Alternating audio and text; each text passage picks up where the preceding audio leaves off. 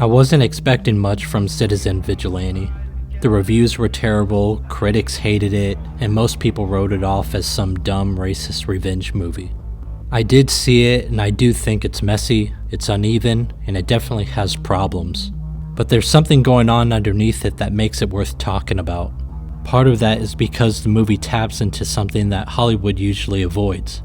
For a while now, a lot of movies and shows have become predictable in how they portray crime and social conflict. The bad guy's often some rich white businessman, politician, finance bro, or authority figure. Think about Joker, where the three men who attack Arthur on the train are white, wealthy Wall Street types.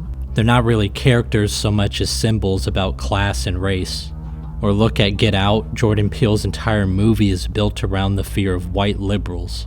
More recently, Sinners turns white colonialism into literal vampires feeding on black culture. Whether these movies work or not, they all have in common one thing: whites are the bad guys. That's something that bothers me. So many movies often feel less interested in showing reality than reinforcing a particular worldview. The villains are usually the people Hollywood already dislikes, while other forms of criminality get softened, excused, or explained away. Citizen Vigilante goes in the opposite direction. It doesn't spend 2 hours telling you why criminals are secretly victims of society, or why blacks and migrants are disproportionately responsible for violent crime and rape because they're really just products of systematic racism, poverty, or some other cultural explanation. It presents people making choices, hurting others, and refusing to change. Whether you agree with the vigilante or not, the movie is at least willing to take evil seriously as a real thing instead of treating every wrongdoing like some misunderstanding.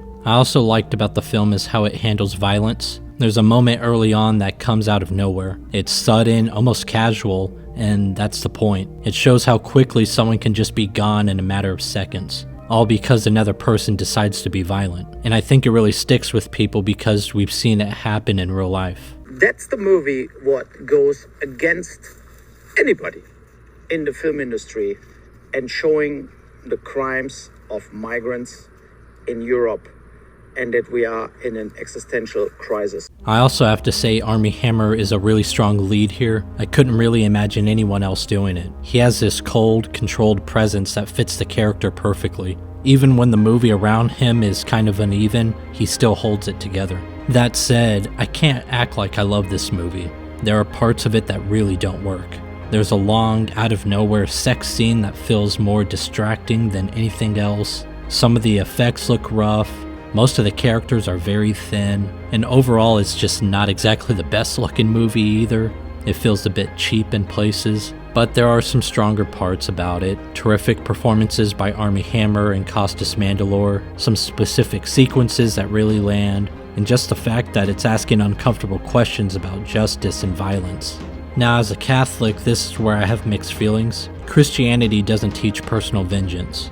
We're supposed to forgive our enemies and pray for those who hurt us. At the same time, we aren't a doormat religion, and forgiveness isn't the same thing as pretending justice doesn't matter.